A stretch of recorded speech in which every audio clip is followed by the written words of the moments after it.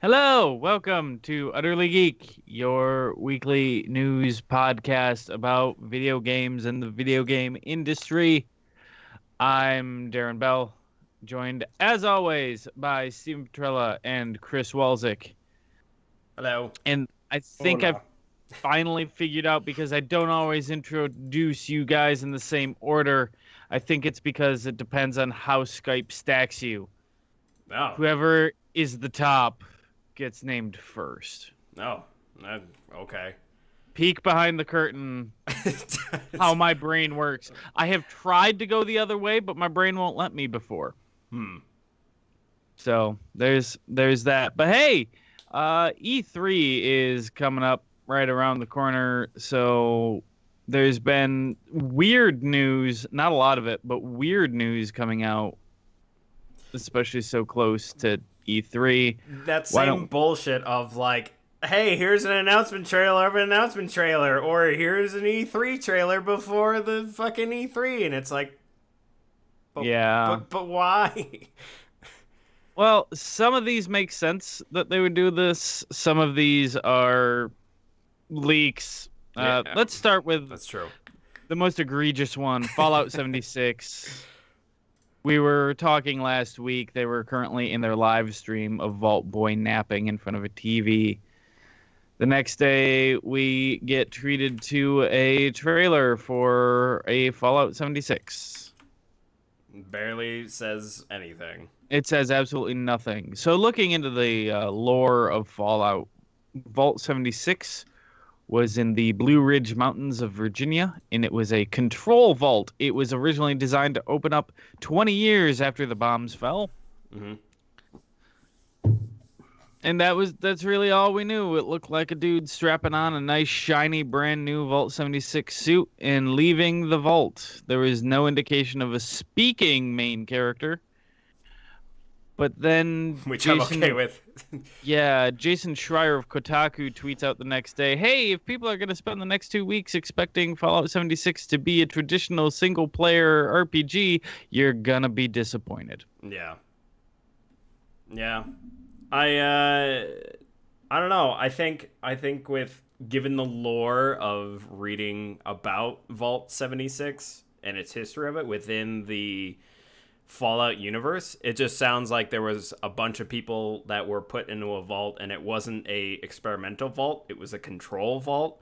So it was just meant to be that people just survived the nuclear holocaust and then just set back out into the world. So I think to resettle. Yeah, to resettle. So it could be, from what I've heard, it seemed that it was confirmed that maybe not confirmed, but rumored heavily that it will be multiplayer, I guess. Yeah, the way I've heard the rumors go down is basically think Rust, but Fallout themed. Okay. Which, personally, that's not my style of game, but that seems like that could fit. That could end up being an interesting new take on Fallout, but Yeah, I'm curious to see how it goes, because I hate the whole online survival game. But I mean, if this is, because I mean, usually it's like the fucking Four Horse of the Apocalypse for Steam, where it's like early access, open world, survival, crafting. so like if this is actually like a really nice, polished survival open world game, I don't know. I mean, it could be good. I'm not saying I'm like totally like, oh shit, yeah, I'm fucking gonna get it, but I'm curious to see how it comes out and how it turns out. Yeah, I mean, the base building in Fallout 4 was pretty robust. It was a pretty well put together system. Yeah. And if they spread that out to an online, that will find its audience if that is what that game is.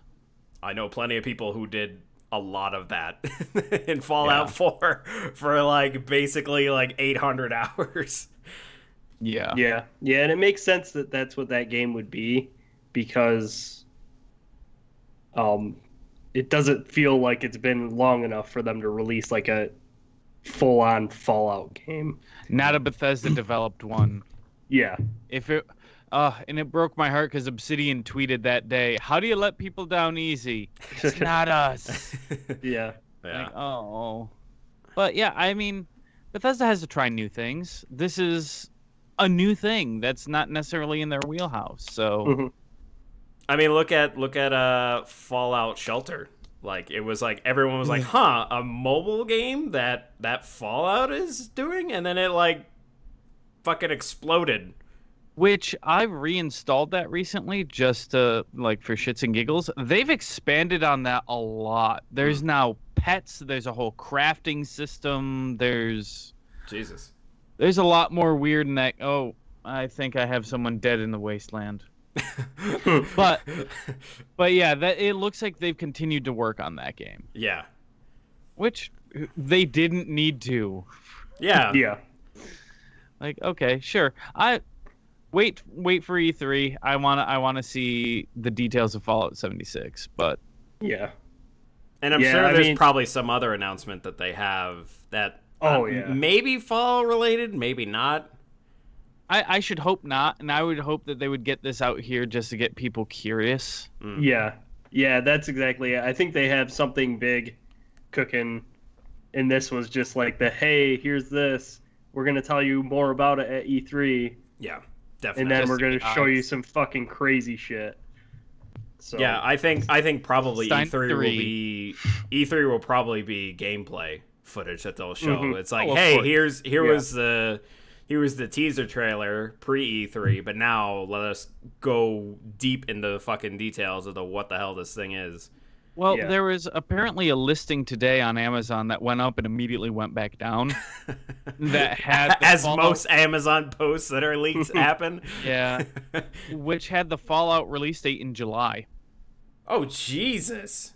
So I wouldn't be shocked if that's like their big, like, hey, this is our title this year. This is the big thing. And it's coming out so soon so that they can then sneak in a trailer for what next year's big thing is. Because they've been saying that they want to announce and release within 6 months of each other. But if it's something like, say, the Elder Scrolls that people have been eagerly anticipating, Yeah. I could see them putting a larger tail on that hype. Unless they're doing 2 releases. Because they did just expand their development studios. Fallout 76 is a part of a new team.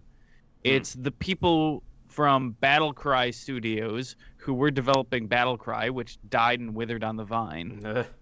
Yeah. So they could be doing a double release this year, Fallout 76 and whatever the hell they want to do.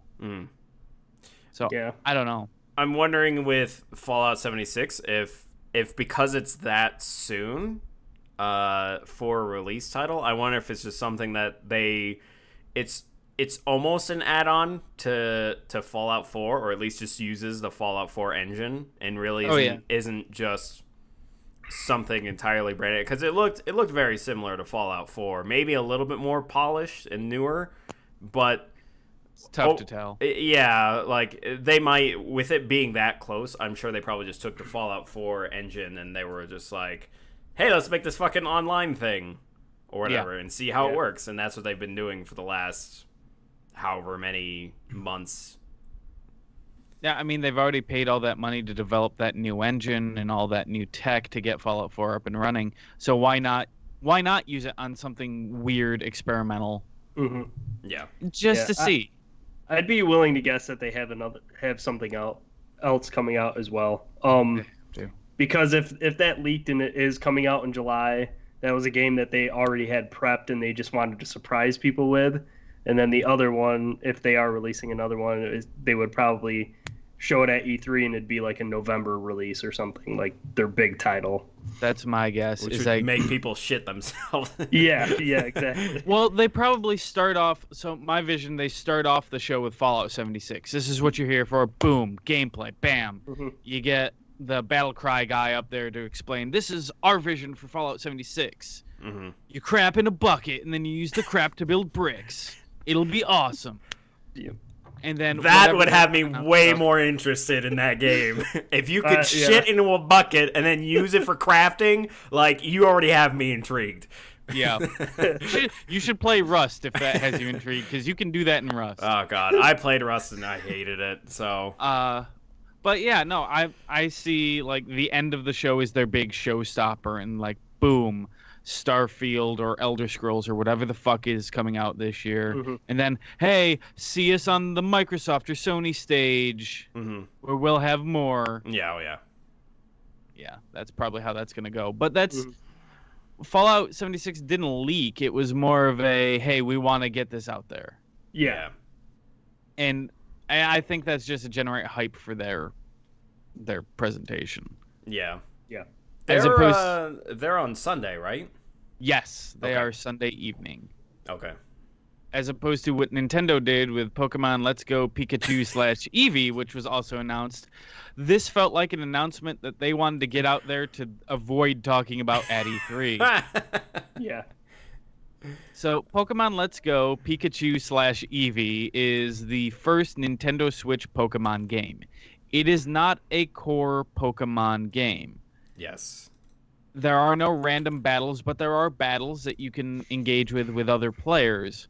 But it's built off of Pokemon Go, and it interacts with Pokemon Go. Like, you can send Pokemon between the two games some fucking way, because it's Nintendo. It probably involves another third phone or tablet. But it looks like a bare bones stripped down. It's in the mindset of a Pokemon Yellow. So if you buy Pikachu or Eevee, that's the character that follows around and like rides on your character. Yeah. And it's single Joy-Con control. To the point where they've created a Pokeball controller. Yeah, I saw that. I was like, what? Like, fucking really? But I guess, but I could see how some like hardcore Pokemon fans would be like, fucking yes, I can have a Pokeball controller for my Switch now. Because they showed you can use it on your phone with Pokemon Go. Oh god. The little ring around the Pokemon like button glows different colors. Right. And I don't listen, I've never been huge into Pokemon. I appreciate them for what they are. They're interesting RPGs. This does not move any needles for me. Yeah. But don't let that dampen your parade. I know people who are super pumped about this. Like, cool. Yeah, whatever. I'm not going to shit on your biscuit, so. No. But that was my takeaway from that, is like, yeah, Nintendo just wanted to talk about this now to not have to talk about it at E3. Yeah. That could be a good thing, though, because then they might have more stuff to announce for Switch. Because right now, it's kind of like there's not a lot. Smash Brothers. Well, we're going to have it in... All of Sunday is a Smash Brothers tournament with the new Smash Brothers, so... Yeah, that's true. All of Sunday. I'd say we got Smash Brothers and Metroid. Like, those will be the two big Nintendo things. You think Metroid's this year?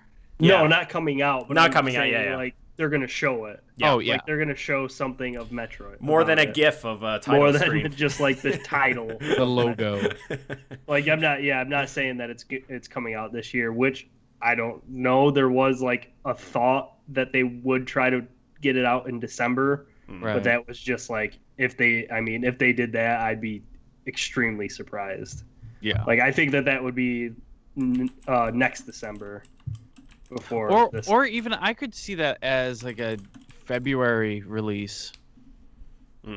Yeah. Or there is a rumor floating around there that there's a new Star Fox coming, but it's a Star Fox Racer?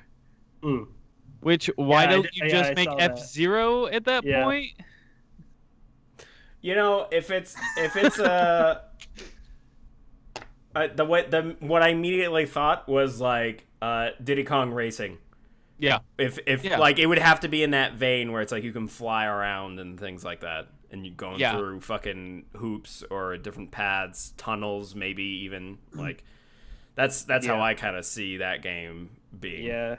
And I think they would do that over F-Zero just because of the characters.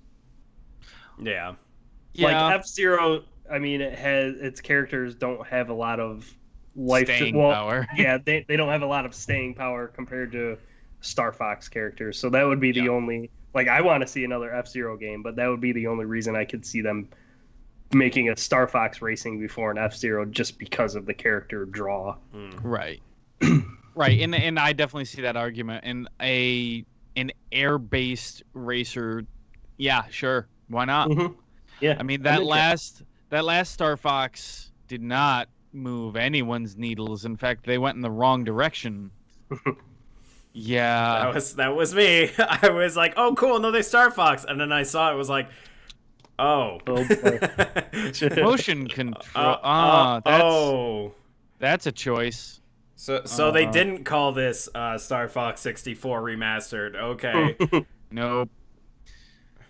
Yeah, we're going into a weird E3, and then as a part of a leak, Ubisoft confirmed Assassin's Creed Odyssey is a thing, and that looks like it's set Roman era. Yes. Yeah. Awesome. So you can throw your hat on other people and take control of other assassins. Yeah. Sounds good to me. Yeah.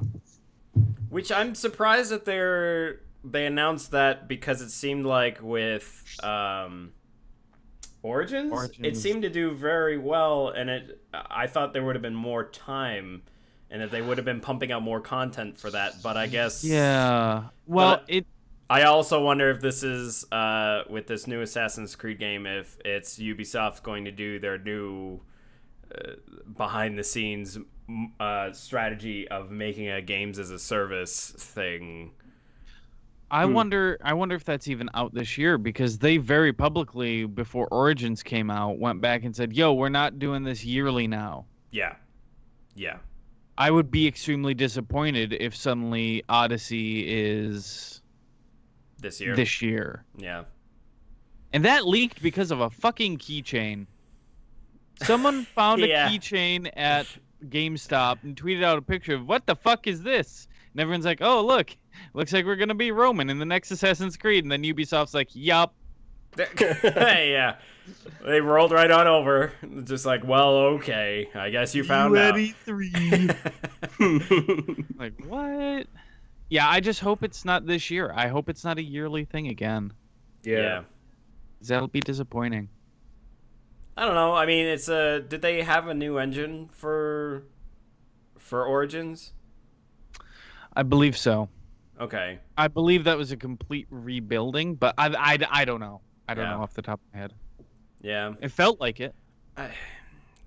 See, some of the things for me that had me interested in Origins was because of the whole, like, Diablo-esque drop system with, like, armor and weapons, and feeling like there's that kind of progression on top of, like, the skill tree and everything that they had. And I was like, yeah, this is kind of in a way that seems okay for an Assassin's Creed game. Like, a lot of people are really upset, but I thought, like, the whole drop system was fine. It kind of, I mean, yeah, it's just more of you're just finding new numbers to swing at enemies. But I don't know. I mean, for me, that was enough. And then also the setting, and then finding out that the people behind it were actually, like, really took the time to make sure that was, like, a really good Assassin's Creed game. Yeah. Just as far as, like, narratively, and with my time with it, yeah, like, I felt like I was like, man, this is actually a pretty good story from Assassin's Creed.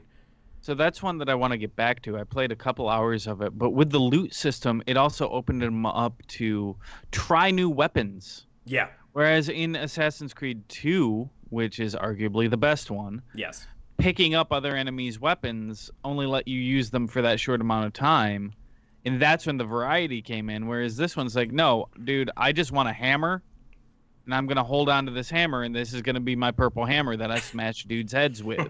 Yeah. Like, it encouraged that kind of experimentation. Yeah. It was a good move for Assassin's Creed. Yeah. I would just hate to see them sully it by going back on their old ways. Yeah. I mean, maybe not like yearly, because when did Origins come out? I think it was maybe early 2017. I almost want to say. No, I want to say that was fall 2017. Okay. Yeah, fairly recent. But yeah, no, I October 27th, the same day as Super Mario Odyssey and Wolfenstein 2. That's right. Yeah, yeah, I don't know. It could just be, I don't know, maybe like a cinematic trailer. I would That's say what I'm hoping. would probably be at E3, and then maybe they'll just say like next year or something, and then over the course of the year or something, they'll release like gameplay footage and then more details and whatnot. That would be good. Mm-hmm. Yeah, I hope they do that too. Bungie put out an announcement that they're partnering with a new publisher, NetEase, for a new IP that is not Destiny. NetEase is a Chinese company that has helped Blizzard with a number of things in the past. They maintain the Chinese servers for Overwatch and StarCraft and a whole bunch of things like that. But the funny thing is, Bungie put out a statement basically saying, hey, if you play Destiny, don't worry. We're not going to stop Destiny stuff. This isn't going to pull away from Destiny stuff. Like, dude, no. Announced at E3 this year from Bungie, Destiny 3. God. No. I will fucking laugh so hard if they announce something like that, and then it's basically them just going back to exactly what Destiny 2 did, where it's like, yeah, it's new, but all your loot's gone, and it's we're gonna do the same MMO shit like we did last time. Yeah, no, that kind of a move makes sense for Bungie, because I feel like there were probably people who moved with Bungie who shouldn't have moved with Bungie, who wanted to stay at 343. Yeah, and like they need single player stuff. Yeah, I don't know. I mean, whatever. Whatever, man. It sounds like they just want to make an IP that's separate from Activision. Because Activision owns Destiny and everything involved with Destiny. Yeah. So. I don't know. I feel like with where it's gone, with where Destiny is gone, I don't know, fucking pull a bullet in it, I guess. That's me. I know that would upset people even more so, but I feel like Bungie players and Bungie Destiny fans are already like really fucking upset at them with all the shit they've been pulling. And rightfully so. Yeah. Yeah, they should put a bullet in that franchise. Like, it's fun and all, but it's, it's just, it doesn't feel like there's any passion in it. Yeah, like, it just feels like a game that's there to just make a ton of money. Like, it just doesn't feel like anybody cared when they made that game.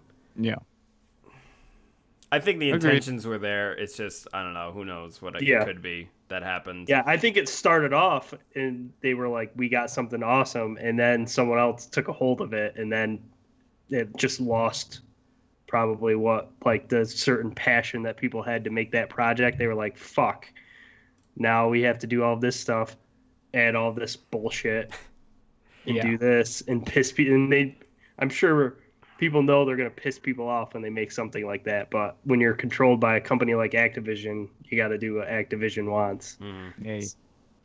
Yeah, that's a good point. It could have been a lot of Activision pulling the strings. Well, no, because even Bungie came out and said that all decisions that they made wasn't through Activision, it was all theirs. And even Activision said the same. They were like, no, Destiny's being handled by Bungie. Like, we don't have a fucking handle in decision making for anything.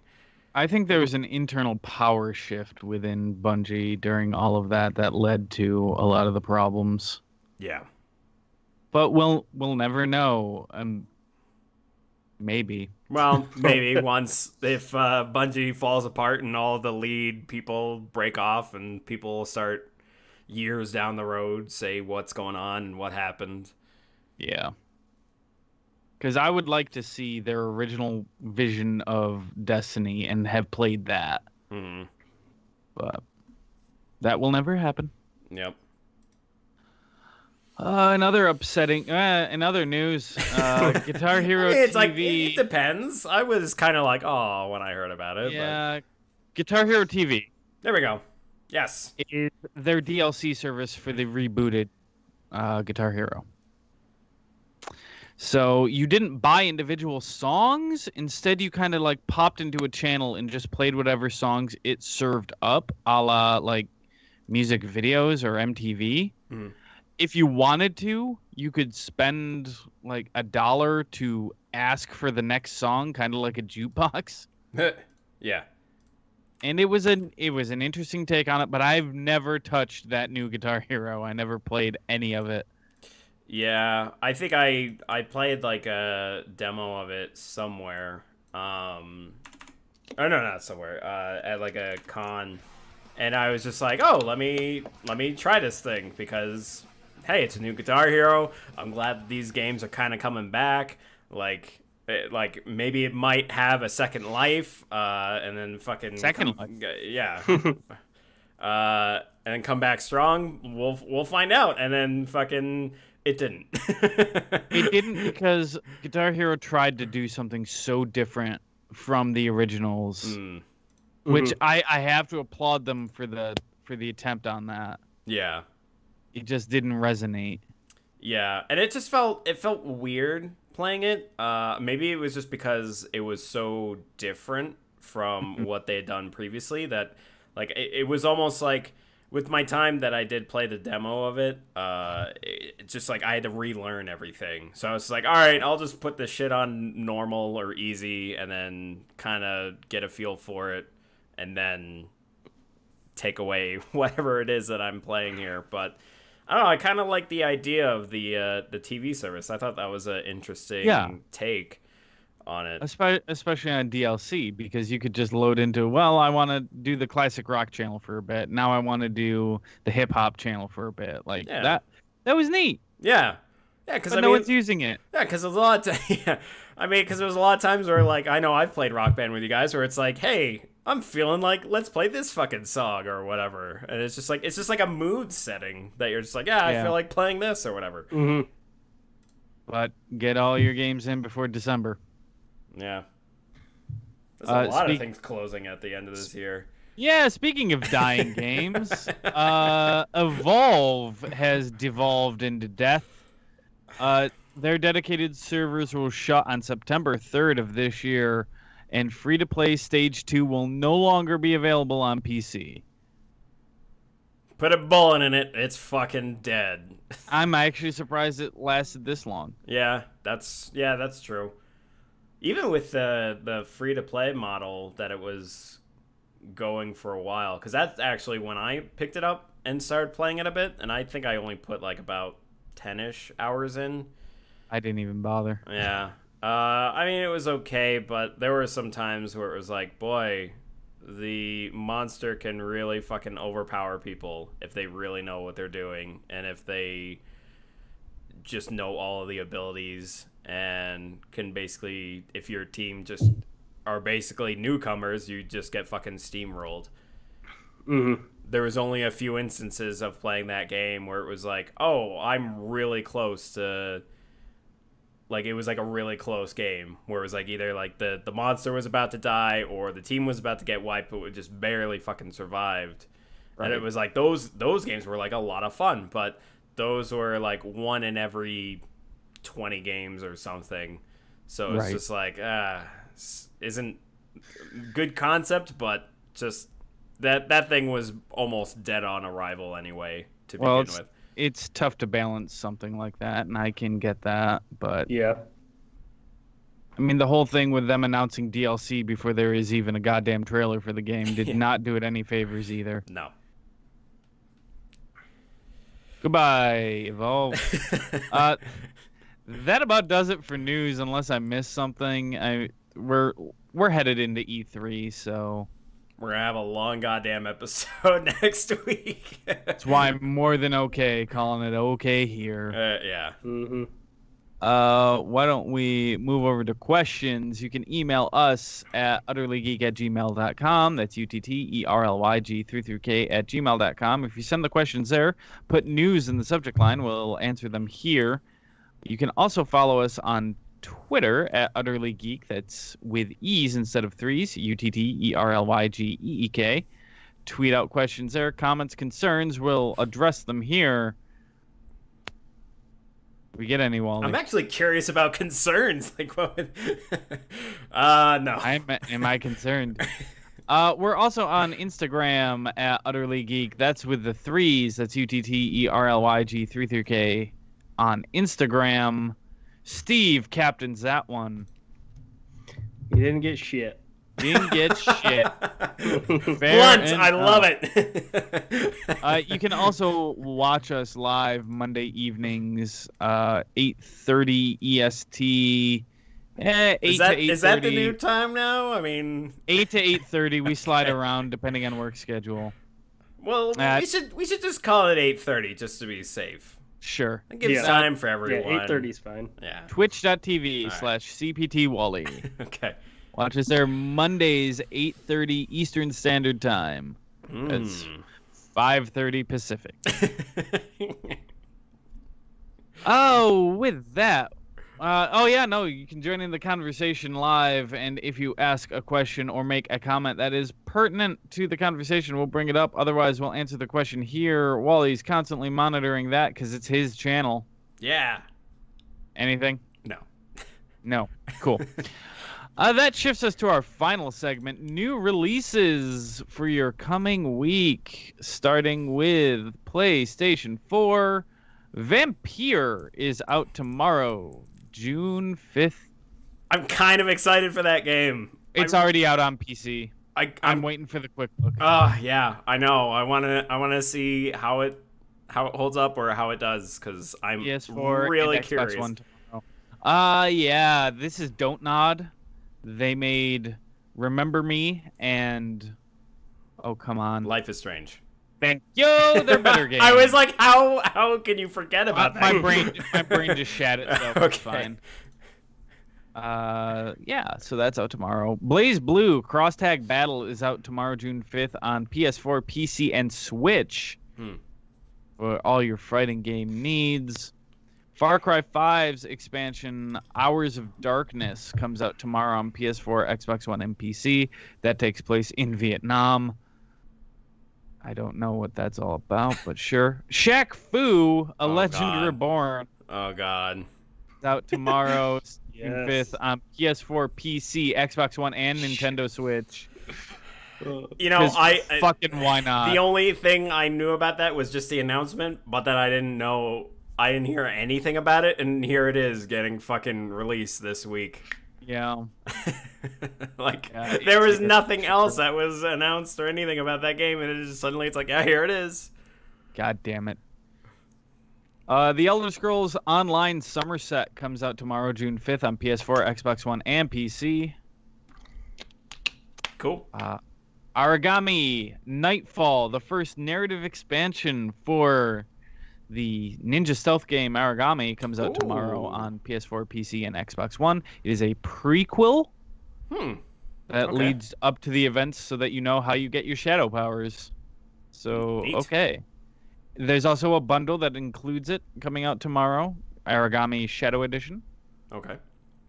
So there's that for you on all of the systems except Switch. That would explain why it's on sale for like $8 on Steam. Yeah, super cheap. I almost bit. Yeah. Yeah, that covers all the Xbox One releases as well. Nintendo Switch has a couple of other titles as well, however, including, and I need to point this out because I personally am excited for it, even if you guys aren't, because you're assholes and don't like fun. Sushi Striker: The Way of Sushido.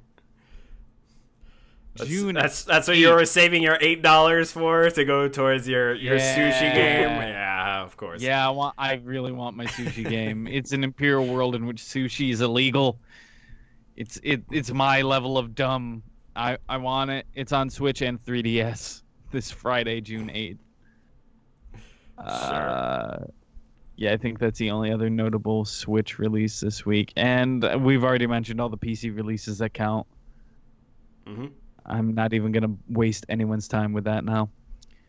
And I think that'll do it for us this week. Listen, E3 starts this Saturday with the Splatoon 2 Invitational. Sure. And then Sunday is where panels and things actually start. Not panels, but press conferences start. Why don't we, I should have done this earlier, talk amongst yourselves. I'm going to look up the E3 full schedule. Yeah, I guess. I mean, I don't know. I'll be fucking spamming the shit out of our chat, that's for sure, of every announcement that's going on. So Steve, if we spoil shit for you for announcements, we're sorry. You're definitely gonna spoil shit for me because I'm not gonna be watching E3 because I'm gonna be gone. So. Yeah. Oh shit! Actually, it does start on Saturday. I thought I was being an asshole, but I'm not. Saturday, June 9th, 2 p.m. Eastern Standard Time. Electronic Arts is on Saturday. Oh. So they'll talk about... Oh, God. Oh, Jesus. Yeah. Let's see how awkward that shit's going to be. Well, listen, the awkward comes at Ubisoft, and that's not for a few days. Yeah, but Ubisoft last year was, like, fun weird, not so much awkward. Yeah. Whereas EA was like, fucking, let's have all these celebrities play Battlefield 1. And get stoned. Yeah. That's where Weed 3 happened. Yes. So Weed 3 starts early. It's the first thing. Get them nice and toasted. Probably with Battlefield 5, talking about it. Mm-hmm. Then roll around Sunday, June 10th at 4 p.m. Microsoft is up on Sunday. Then 9:30 p.m. Eastern Time is Bethesda. And then Devolver Digital is 11 p.m. Eastern on Sunday.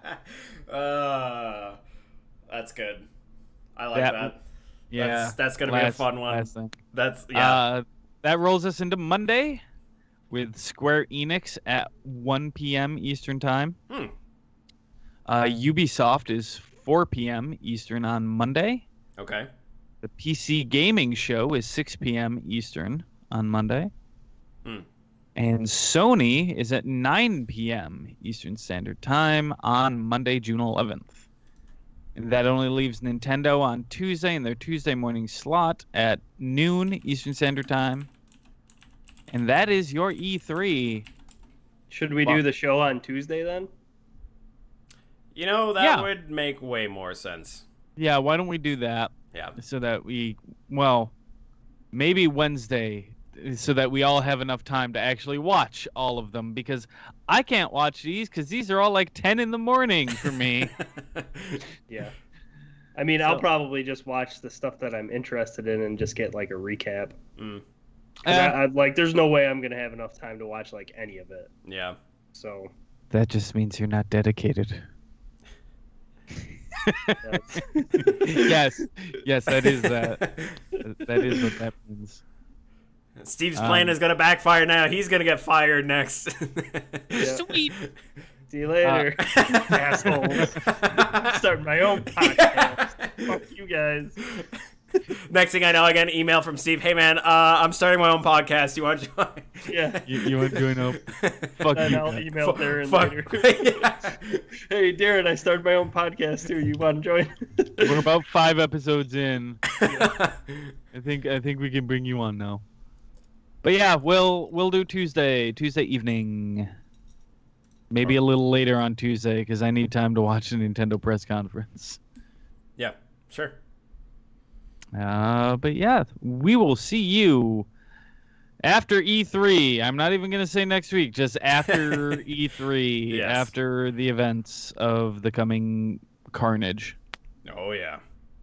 Who knows what goofy, weird things will happen this year? Oh, God. Nothing will ever replicate Nintendo E3 2008. No, but, I mean... There's still gonna always be some really awkward moments of just that E3 press conference. holds a very warm and terrible place in my heart. You should actually, everyone should do that. Go back and watch Nintendo E3 2008. It's a beautiful train wreck of terrible. That is peak Nintendoing E3. It is god awful, and I love every damn minute of it for the train wreck that it is. No press conference will ever be that bad ever again in history. They learned their lesson with that. Did they? Well, do you remember the year, 2 years ago? Well, I mean, the puppets were charming, but all they had was Star Fox. That's true. Yeah, that's true. But the puppets were charming. So yeah, no, you're right. Are they doing more of a direct thing again, or are they actually presenting? Yes, it from here on out, their E3s will be directs. Okay. Like pre-recorded things, which is Nintendo doing the best they possibly can. like without a doubt, like that's how Nintendo needs to be presenting their things. They have that entire presentation style on lock. And that works best for them. Yeah. Because then you get what the year you mentioned with like the worst fucking presentation ever. I think that was the last time they had a live E3. Yeah. So go out with a fucking bang. And that's what I'm saying. I think that was the last one where they were just like, "Oh God, what have we done?" And they just were like, "All right, let's just have this pre-recorded thing that's more controlled and in our own realm that we could just present it and just let it run and not have that shit happen ever again." Yep. So yeah, get ready for next week where we get to talk forever and ever and ever. 4K, 4K, 4K, 4K, 4K, 4K, 4K, the new thing, 4K, Xbox One, Xbox One, Xbox One exclusive. I think we're past 4K as an advertising point, though. Yes. I hope. Yeah, I hope so. I don't think we are. I think they're gonna throw it in there, but I hope they don't because it's unnecessary. Unless it's 4K 60 FPS, then okay. But other than that, no. The Total Biscuit commemorative FOV slider. Yeah. Every FOV slider should have a top hat from here on out. I didn't mention this. I know it's kind of like sidetracking a little bit, but I actually turned God of War into the performance mode. I kept it on that. I had 4K for a while. I was like, all right, this is pretty and all, but nah, man, 60 frames is it's what you need. Seeing a 60 frames God of War is like it's too good. Yeah, and I just kept it on that. But yeah, if they can do a 4K 60 for games, sure.